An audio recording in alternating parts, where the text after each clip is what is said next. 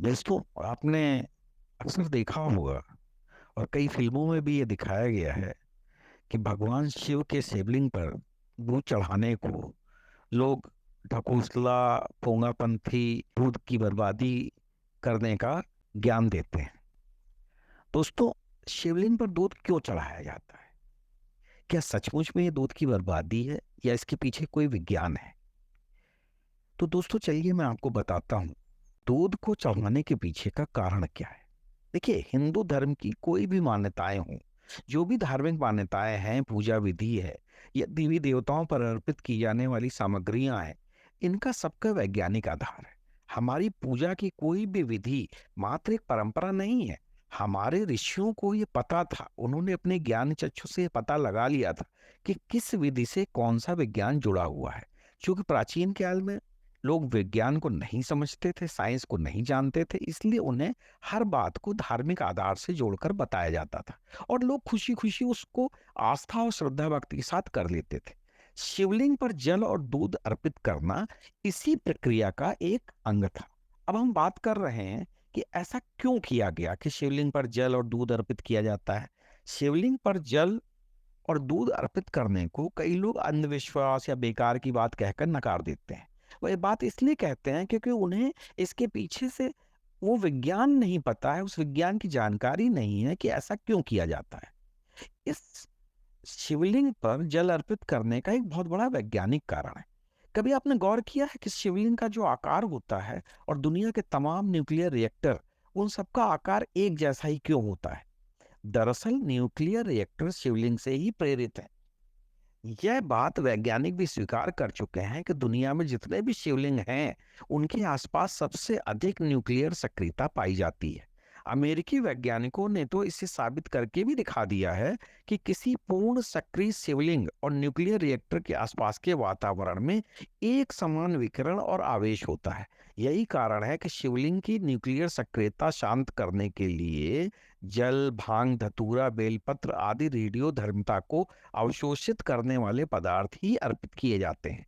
ये सब पदार्थ अर्पित करने के लिए जब कोई व्यक्ति शिवलिंग के करीब जाता है, तो न्यूक्लियर विकिरण के कारण उस व्यक्ति के मन, मस्तिष्क और शरीर में कुछ विशेष वैज्ञानिक बदलाव आते हैं। दूसरी बात, शिवलिंग के जो पत्थर होता है वो हमेशा ज्यादातर काला पत्थर ही होता है। वो इसलिए होता है कि काला रंग इसलिए काला दिखाई देता है क्योंकि यह रंग किसी भी और अन्य रंग को परावर्तित नहीं करता है, बल्कि सारे रंग जाकर उसमें समाहित हो जाते हैं। ये काले रंग के पीछे का विज्ञान है। काला रंग नकारात्मक ऊर्जा को सोखने का कार्य करता है। यदि किसी व्यक्ति में नकारात्मक ऊर्जा अत्यधिक मात्रा में है, तो वह कई प्रकार के मानसिक और शारीरिक रोगों से ग्रसित रहता है।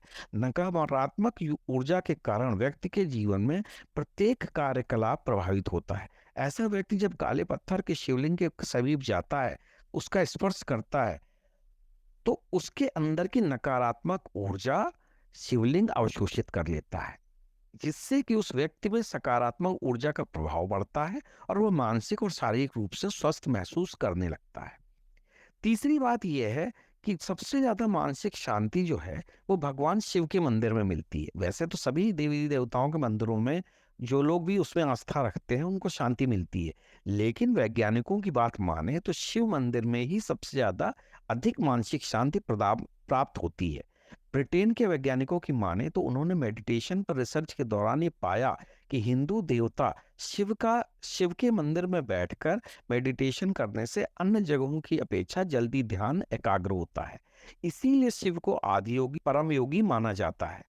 शिव योग के जनक थे और इसीलिए उनको आदि योगी कहा जाता है।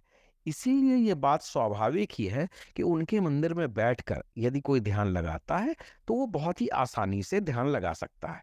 शिव मंदिर में मेडिटेशन करने से व्यक्ति की सांस संतुलित होती है, मस्तिष्क को शांत होता है और उसके मस्तिष्क को शांत करने वाले रसायनों का उत्सर्जन होता है, जिससे कि शारीरिक और मानसिक और आध्यात्मिक शांति प्राप्त होती है।